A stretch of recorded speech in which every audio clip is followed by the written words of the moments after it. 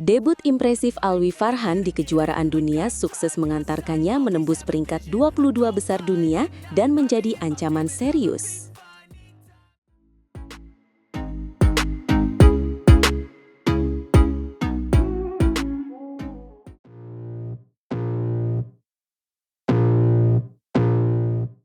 Selamat datang kembali di channel kami, tempat di mana kita mengupas tuntas semua berita terpanas dari dunia bulu tangkis.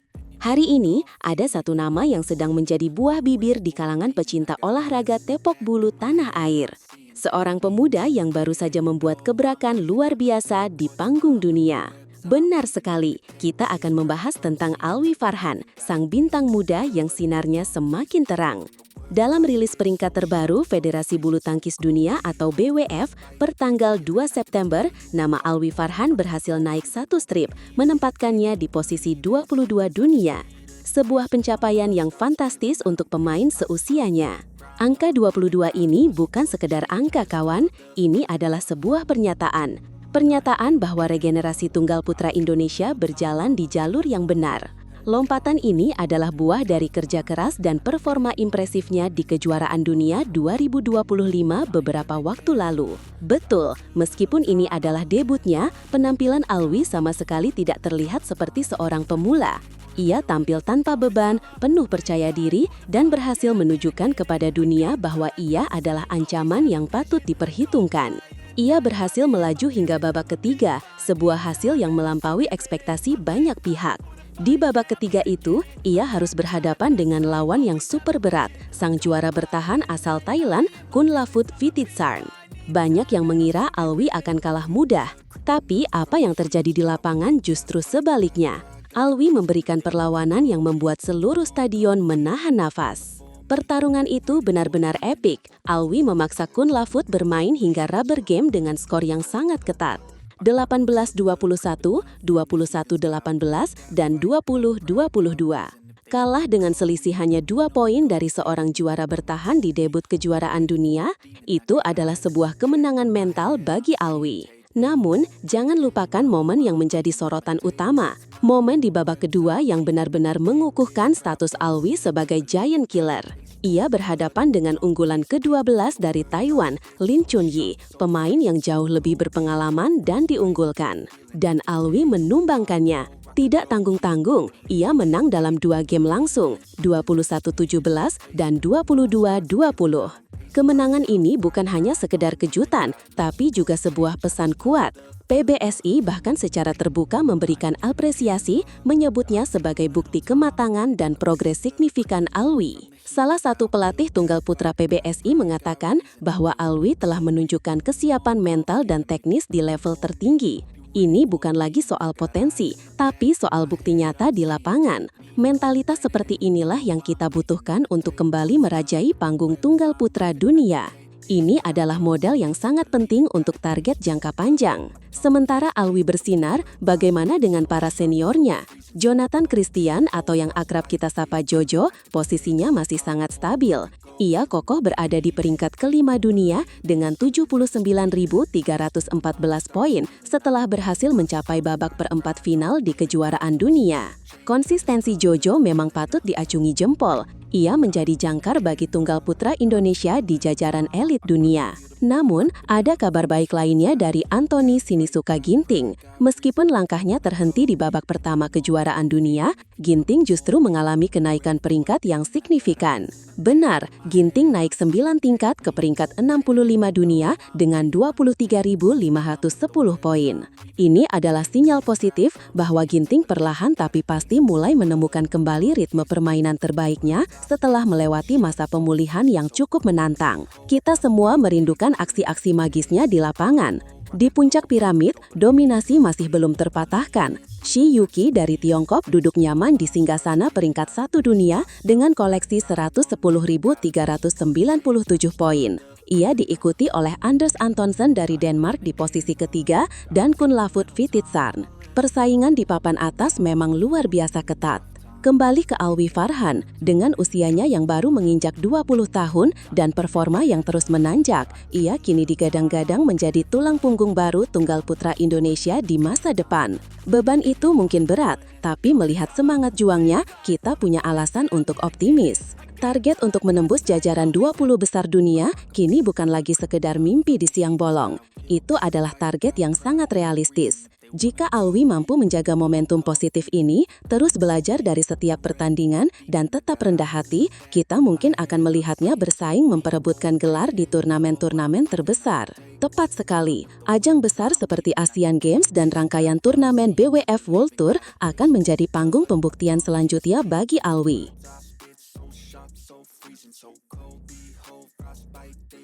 Setelah hampir 6 bulan menepi, sang Raja Viktor Axelsen akhirnya kembali dan berpotensi menjadi mimpi buruk bagi Anthony Ginting.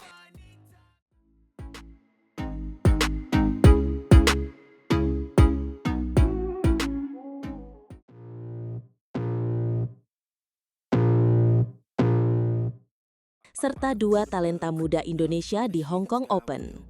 Selamat datang kembali di kanal kami, tempat di mana kita akan mengupas tuntas berita terpanas dari dunia bulu tangkis. Hari ini, sebuah kabar besar mengguncang panggung bulu tangkis internasional.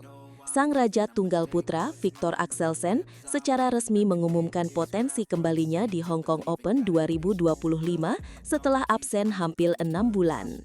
Benar sekali, ini adalah momen yang ditunggu-tunggu oleh para penggemar bulu tangkis di seluruh dunia. Axelsen, yang menepi sejak awal April untuk menjalani operasi punggung, akhirnya siap untuk kembali mengayunkan raketnya. Pemulihannya memakan waktu lebih lama dari yang diperkirakan, bahkan memaksanya mundur dari kejuaraan dunia pekan lalu. Hong Kong Open, sebuah turnamen BWF World Tour Super 500, dipilih menjadi panggung comeback-nya. Dan yang membuatnya lebih dramatis, Axelsen datang sebagai juara bertahan. Tahun lalu, kita ingat bagaimana ia menaklukkan andalan kita, Anthony Sinisuka Ginting di semifinal dengan skor yang cukup telak, 21-9 dan 21-19. Menariknya, Ginting dan Axelsen berbagi cerita yang hampir serupa. Keduanya sama-sama kembali dari cedera panjang dan bahkan mengajukan perlindungan ranking dalam waktu yang berdekatan. Bedanya, Ginting sudah lebih dulu terjun ke 3 turnamen. Meskipun sayangnya belum berhasil meraih satu kemenangan pun, skornya selalu ketat, tapi Dewi Fortuna belum berpihak padanya. Di Hong Kong Open nanti, nasib kembali mempertemukan mereka dalam situasi yang menegangkan. Keduanya harus langsung berhadapan dengan pemain unggulan di babak pertama. Axelsen akan ditantang oleh pemain veteran Chou Tien-chen dari Taiwan, sementara Ginting harus meladeni perlawanan Christo Popov dari Prancis. Sebuah awal yang sama sekali tidak mudah bagi keduanya. Para penggemar tentu bertanya-tanya, mungkinkah terjadi laga ulangan antara Ginting dan Axelsen? Jawabannya adalah bisa, tetapi jalan menuju ke sana sangat terjal. Mereka baru bisa bertemu jika keduanya berhasil melaju hingga babak final. Ini akan menjadi sebuah final ideal yang mempertaruhkan segalanya, pembuktian pasca cedera, dan gengsi sebagai pemain top dunia. Namun, ancaman Axelsen tidak hanya tertuju pada Ginting. Justru, dua talenta muda Indonesia berada di jalur yang lebih cepat untuk berhadapan dengannya. Mereka adalah Alwi Farhan dan Muhammad Zaki Ubaidillah, atau yang akrab disapa Ubed. Keduanya berada di paruh undian yang sama dengan Axelsen. Ini adalah skenario yang sangat menarik. Jika semua berjalan sesuai prediksi, Axelsen berpotensi besar bertemu dengan salah satu dari Alwi atau Ubed di babak semifinal. Ini akan menjadi ujian sesungguhnya bagi generasi baru tunggal putra kita. Apakah mereka mampu memberikan perlawanan sengit atau bahkan membuat kejutan besar dengan menumbangkan sang raja yang baru kembali? Akan tetapi, ada satu tanda tanya besar yang masih menggantung. Meskipun sudah mendarat di Hong Kong dan berlatih bersama legenda Peter Gade, Axelsen sendiri belum memberikan jaminan 100% bahwa ia akan tampil. Ini menambah elemen ketidakpastian yang membuat turnamen ini semakin mendebarkan. Dalam sebuah wawancara, Axelsen berkata, Pemulihan saya berjalan cukup bagus selama beberapa pekan terakhir. Saya mungkin akan mencoba beberapa pertandingan pada pekan ini, tapi itu semua tergantung pada bagaimana tubuh saya bereaksi. Ia berharap semuanya berjalan lancar, tapi keputusan akhir tetap berada di tangannya sesaat sebelum pertandingan. Jadi, situasinya sangat kompleks. Di satu sisi, kita punya Ginting yang berjuang untuk menemukan kembali ritme kemenangannya. Di sisi lain, ada Alwi dan Ubed yang membawa harapan sebagai kuda hitam. Dan di tengah-tengah itu semua, ada Axelsen, sang raksasa yang terluka, yang siap kembali merebut tahtanya, namun masih dibayangi oleh kondisi fisiknya. Hong Kong Open 2025 ini bukan lagi sekedar turnamen biasa. Ini adalah panggung pembuktian, pertaruhan, dan pertunjukan mental baja. Bagi Ginting, ini adalah kesempatan untuk bangkit. Bagi Alwi dan Ubed, ini adalah panggung untuk unjuk gigi. Dan bagi Axelsen, ini adalah langkah pertama untuk membuktikan bahwa sang raja belum kehilangan mahkotanya. Kita semua akan menjadi saksi bisu dari drama yang akan tersaji pekan depan. Akankah Axelsen benar-benar turun dan langsung menjadi momok menakutkan?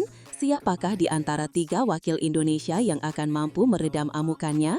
Jangan sampai Anda melewatkan setiap detiknya. Tuliskan prediksi dan harapan kalian di kolom komentar di bawah. Terima kasih sudah menonton dan sampai jumpa di video kami selanjutnya.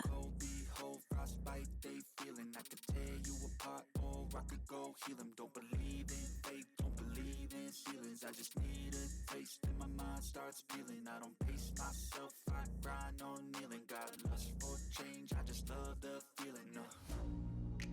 I ain't gonna give up. Di tengah krisis ganda putra Indonesia pasca mundurnya Fajar dan Rian, semua mata kini tertuju pada Leo dan Bagas sebagai harapan terakhir bangsa.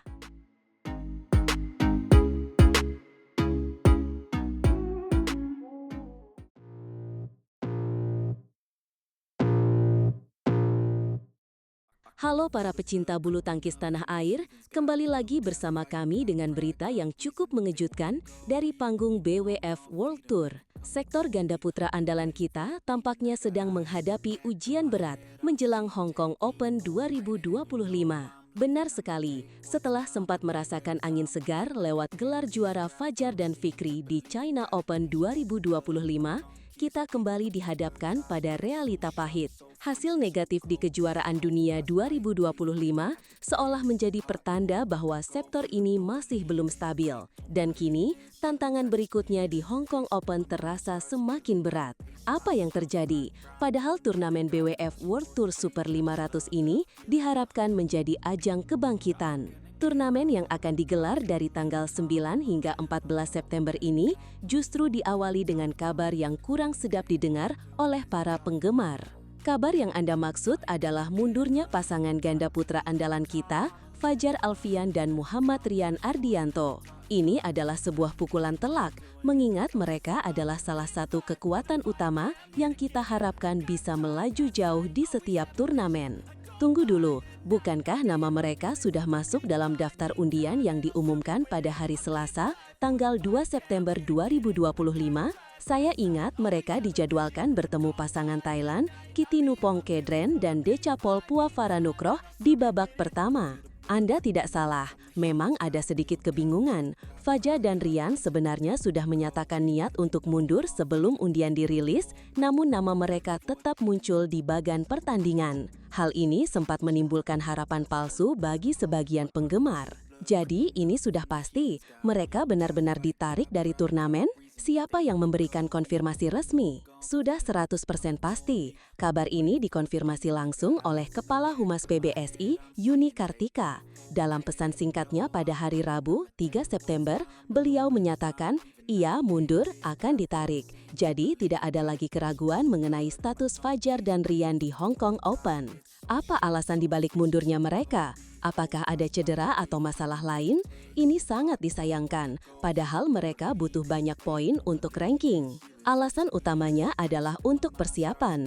Mundurnya Fajar dan Rian dari Hong Kong Open ditujukan agar mereka bisa lebih fokus mempersiapkan diri untuk turnamen berikutnya dengan partner baru masing-masing. Ini adalah bagian dari strategi jangka panjang PBSI untuk merombak kekuatan ganda putra. Ah, benar juga. Fajar akan kembali berpasangan dengan Muhammad Shohibul Fikri, sementara Rian akan berduet dengan Yeremia Erik Yoce Yakob Rambitan. Kapan kita bisa melihat debut pasangan baru ini? Penampilan perdana Fajar bersama Fikri dan Rian bersama Yeremia dijadwalkan akan terjadi pada turnamen China Masters 2025 yang akan berlangsung dari tanggal 16 hingga 21 September.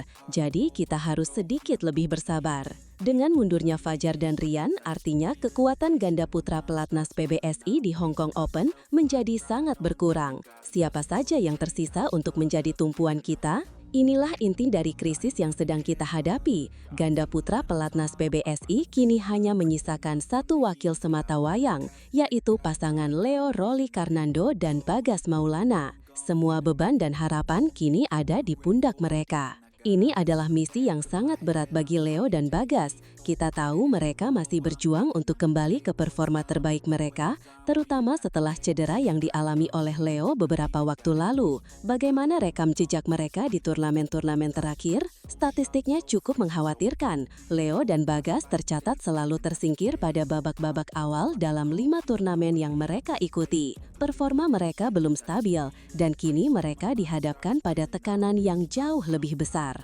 Lawan mereka di babak pertama pun tidak mudah, yaitu pasangan tangguh dari Thailand, Liu Kuang-heng dan Yang Po-han. Selain Leo Rolly dan Bagas, apakah kita masih punya wakil lain, mungkin dari jalur independen? Syukurlah, masih ada satu lagi. Kita masih memiliki pasangan independen, Sabar Karyaman Gutama dan Moham Reza Pahlevi Isfahani. Mereka akan menjadi harapan kedua bagi Indonesia di turnamen ini. Namun jalan mereka juga tidak kalah terjal. Siapa yang akan mereka hadapi di babak pertama? Sabar dan Reza harus langsung berhadapan dengan lawan yang sangat berat. Mereka akan menantang peraih medali perak kejuaraan Asia dan kejuaraan dunia 2025, yaitu pasangan dari Tiongkok, Chen Boyang dan Liu Yi. Ini adalah undian yang sangat tidak menguntungkan. Jadi, kedua wakil kita yang tersisa harus menghadapi pertarungan hidup dan mati sejak babak 32 besar. Ini benar-benar situasi gawat darurat untuk ganda putra Indonesia. Kita hanya bisa berharap pada keajaiban dan semangat juang mereka di lapangan. Tetap, ini adalah ujian mental dan teknis bagi para pemain kita. Mari kita kirimkan doa dan dukungan penuh bagi Leo, Bagas, Sabar, dan Reza. Semoga mereka bisa mengatasi tekanan dan memberikan yang terbaik untuk Indonesia. Jangan lupa saksikan perjuangan mereka. Jika tidak ada perubahan, akan disiarkan langsung di TVRI Sport. Sampai jumpa.